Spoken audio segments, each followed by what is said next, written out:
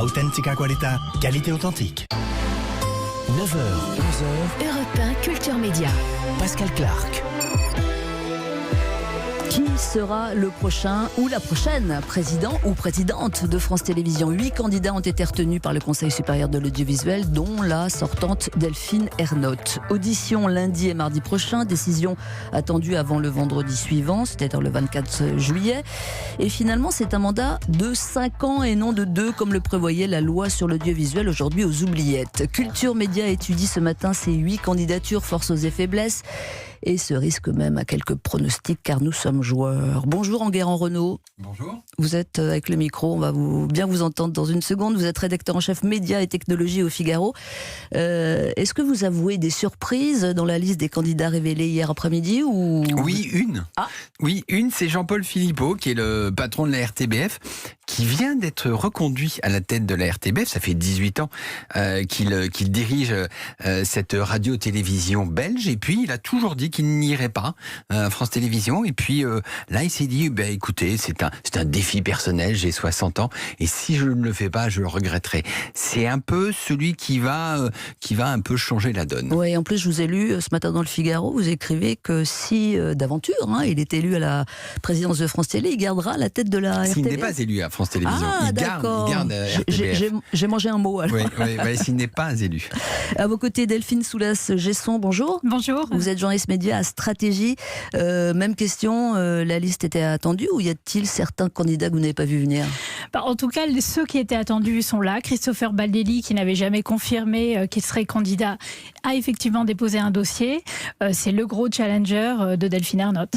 On va évidemment évoquer tous ces noms au fil de notre discussion. Il y a 8 candidats, 6 hommes, 2 femmes, des ex du service public ou du privé, un syndicaliste, un journaliste sportif, ex-footballeur professionnel, un Belge, on l'a cité, un politique, candidature variée quand même, sauf irrespect démesuré. Vous en voyez qui n'ont aucune chance, Enguerrand?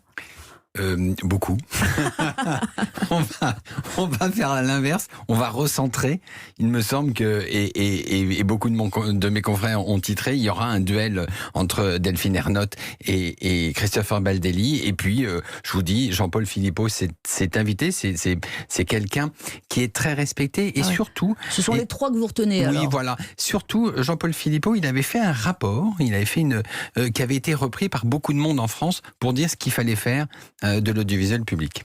Pauline Soulas-Gesson, pareil. Vous gardez les mêmes? J'ai dit quelque chose qu'il fallait Delphine. pas. Ah, pardon. Mais ça vous irait bien, Pauline, en même temps.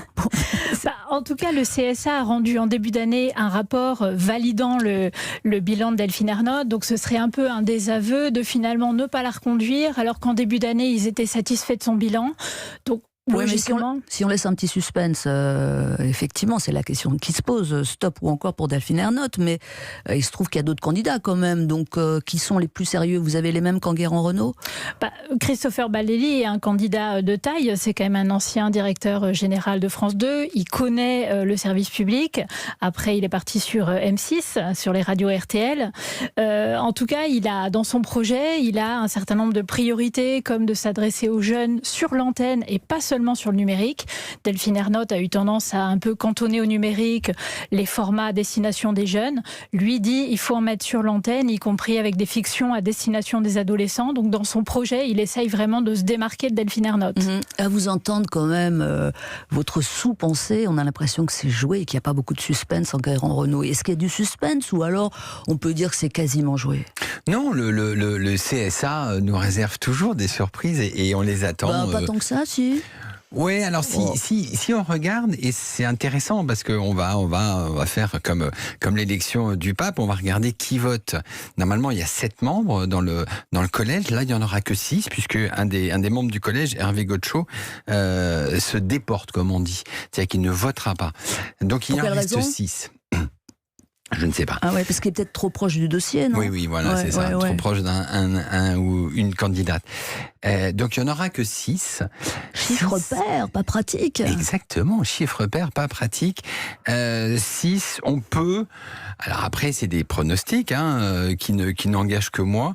On peut dire que Delphine Ernotte a au moins 2, voire 3 voix pour elle, précisément ce que disait Delphine, parce que le CSA a rendu un rapport en février 2020, donc le même collège a rendu un rapport disant que le bilan de Delphine Ernotte était globalement positif. C'est très difficile de se déjuger derrière en disant écoutez, c'est positif, mais on choisit quelqu'un d'autre. Donc ça va jouer comme ça. Voilà, c'est mon analyse. Delphine ? Même pronostic. Après, on n'est jamais à l'abri d'un projet particulièrement innovant, mais en tout cas, dans ce qu'on a commencé à voir dans les projets qui ont été publiés, il n'y a pas forcément quelque chose, un projet waouh. Nous allons, dans un instant, vous allez pointer les points forts et aussi les points faibles du bilan de Delphine Ernotte. Ce sera aussi l'occasion de tracer les enjeux pour France Télé. Une grosse machine, plus de 9000 collaborateurs et un budget de 3 milliards d'euros. On revient à tout de suite. 9h, 11h. Europe 1 Culture Média. Pascal Clark. On connaîtra donc dans moins de 8 jours le nom du futur président de France Télévisions et ce sera peut-être une présidente qui se succédera à elle-même. Je vais quand même donner le nom des 7 autres prétendants. Sandrine Roustan, ex-patronne de France 4, Michel Goldstein, ancien footballeur professionnel et chroniqueur et commentateur au service des sports de France Télévisions, Serge Chic, chargé de l'élaboration dans le passé du plan stratégique de France Télé, Jean-Paul Philippot, la RTBF, on en a déjà parlé, Christopher Baldelli, dont on a parlé aussi, Pierre-Étienne Pommier, c'est le politique du groupe, conseiller numérique du groupe La République En Marche à l'Assemblée nationale, et Serge Siminot, qui est délégué SNJ à France Télé et qui avait déjà été candidat. Delphine Soulas-Gesson, journaliste à Stratégie, quels sont les points forts du bilan de Delphine Ernotte, selon vous ? Alors, elle a déjà des bonnes audiences, même si on est sur le service public, donc c'est pas le seul critère à regarder. Mais en tout cas, elle a maintenu des audiences au même niveau que quand elle est arrivée, sachant qu'entre-temps, le paysage télé a évolué. Et notamment sous confinement. Sous confinement, elle a même cartonné. Bon, après, comme toutes les autres chaînes également. C'est vrai. Mais en tout cas, sur France 4, elle a vraiment donné une priorité au relais éducatif de France 4, qui s'est vraiment démarqué pendant le confinement. Ça, c'est quelque chose sur lequel elle espère miser pour sauver France 4. Voilà, parce qu'on le saura dans quelques jours si France 4 est sauvée. C'est ce qu'a dit Roselyne Bachelot, la nouvelle ministre. En tout cas, elle a construit son projet avec un France 4 qui continue et en voulant développer la priorité éducative de la mission éducative de France 4. Enguerrand-Renaud, voyez-vous d'autres points forts pour Delphine Ernotte ? Alors il y a des points forts, ce que disait Delphine, il y a des points faibles aussi. Elle était arrivée, j'ai relu les deux projets 2015 et 2020. Elle misait beaucoup sur l'innovation, elle venait des télécoms, donc on attendait à ce que Orange, exactement. Est-ce que ça marche bien dans tout ce qui est nouvelles technologies ? Il faut avouer que c'est pas le bilan le plus extraordinaire. L'innovation n'est pas terrible.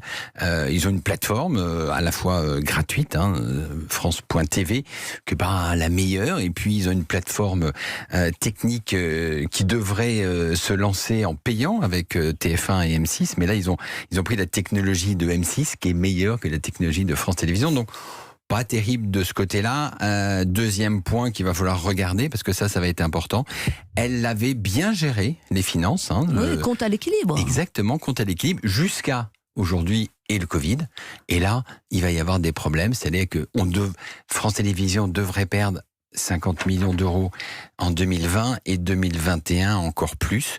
Donc ça va être, c'est le Covid, c'est pour tout le monde, quoi. C'est exactement pour tout le monde, mais ça va être difficile à gérer, ou pour elle ou pour quelqu'un qui va lui succéder. Delphine Soulas-Gesson. Effectivement, déjà en plus l'État lui a déjà demandé beaucoup d'économies. Alors est-ce que l'État va alléger un peu les obligations ? Elle a déjà organisé une rupture conventionnelle collectivisant 2000 départs. C'est déjà beaucoup. Je ne pense pas qu'elle puisse demander plus à son entreprise. Donc ça va être un vrai défi de remettre les comptes à l'équilibre dans le contexte post-Covid. Alors j'ai remarqué quelque chose que vous n'avez pas évoqué encore. Delphine Ernotte a procédé à 2 nominations récemment. Diego Bunel au programme et Laurent Guimier à la tête de France Info, la télé. Est-ce que ça peut énerver quand même les membres du CSA ? Ça dénote d'une certaine assurance, non ? J'allais dire au contraire. Ah, au contraire. Au contraire. Ouais. Au contraire. Il faut pas se leurrer, il faut pas se masquer. Hein. On est en 2020. L'année prochaine, on va rentrer en campagne électorale, et donc l'information sur le service public, ça devient un sujet important. Et un sujet important, le fait d'avoir nommé Laurent Guimier, qu'on connaît bien ici à Europe 1 et qu'on connaît bien à la fois chez Radio France et un peu chez France Télévisions, qu'on connaît bien partout. C'est important. C'est quelqu'un qui va ancrer, qui va j'allais dire, bien prendre en main l'information.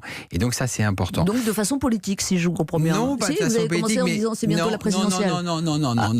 Non, éviter les dérapages, qui est toujours très très très très compliqué. Voilà. Donc ça c'est important. Bunel. Au programme, il y avait un manque, hein, il y avait un trou. Ça, il y a moins d'urgence, puisque Takis Candelis est toujours au-dessus pour chapeauter tout le monde.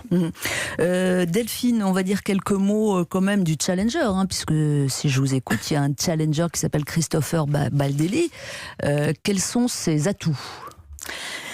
Dans son programme, en tout cas, il dit que le service public va devoir innover dans les concepts. Il reproche notamment à Delphine Ernotte d'avoir remis à l'antenne des vieux concepts qui ont fait leurs preuves. Il cite Interville, le Grand Échiquier, et il dit voilà, il faut que le service public invente des nouvelles choses, des nouveaux concepts. Il n'a pas tort, si. Il n'a pas forcément tort, effectivement. Après, l'avantage des anciens concepts, c'est qu'ils ont déjà fait leurs preuves et ils sont connus des gens. Donc, c'est pas forcément comme ça qu'on fait venir les jeunes téléspectateurs, mais au moins on fait venir ceux qui connaissent déjà le concept. Et vous, Enguerrand-Renaud du Figaro, selon vous, les atouts de Christopher Baldelli ? Alors Christopher Baldelli, c'est quelqu'un qui connaît la télé, qui connaît la radio, qui est un très bon gestionnaire, hein, il est reconnu comme tel. C'est quelqu'un qui effectivement peut impulser et gérer cette maison, qui est une maison importante. Vous avez dit 9000 un peu plus de 9000 personnes et un budget quand même de 3 milliards. Donc voilà, c'est quelqu'un qui est sérieux, qui est crédible et qui peut effectivement être un challenger très sérieux. Est-ce que dans ces dossiers, parce que là on parle, et on a raison je pense de le faire, on parle des prétendants, des candidats, mais il y a toujours des entourages qui comptent, il y a des gens qui préparent les dossiers. Est-ce que vous avez des noms notables ? Vous êtes au courant de qui est avec qui ? C'est le Canard enchaîné qui a révélé que Yves Bigot, qui est le patron de TV5 Monde, et dans l'entourage, alors il en dit en ticket, Christopher Baldelli, il dit pas tout à fait un ticket, mais c'est dans l'entourage. Et ça compte quand même ? Oui, ça crédibilise à la fois un projet, mais enfin il aurait pu l'écrire tout à fait seul et il était tout à fait aussi crédible. Mais voilà, c'est des gens qui comptent dans le paysage audiovisuel français, quoi. En tout cas, je sais ce que vous ferez l'un et l'autre lundi et mardi prochain. Effectivement, c'est les auditions. Donc, les candidats n'oubliez pas quand même. Je me suis dit, est-ce que je suis en vacances ou est-ce que je regarde les auditions ? Eh bien non, je vais regarder les auditions. Alors le tirage au sort de ces auditions a été effectué. La première a passé lundi 9h du matin, Sandrine Roustan, ex-France 4. Et le dernier, mardi à 16h45, Serge Simineau, représentant du SNJ à France Télé. 1 heure d'audition à suivre sur le site du CSA et le reste à huis clos. Il se passe quoi à huis clos ? On ne sait pas. C'est ça qu'on sait pas. Hein. En fait, nous, ce qui nous intéresse, c'est ce qui se passe à huis clos. Malheureusement, on ne va pas pouvoir le voir. En tout cas, on a noté vos pronostics, hein, et puis vous serez démenti ou pas. C'est la loi du genre. Merci d'être passé ce matin dans Culture Média. Delphine Soulas-Gesson, journaliste média au magazine Stratégie, et Enguerrand-Renaud, rédacteur en chef média et technologie au Figaro. Belle matinée à vous.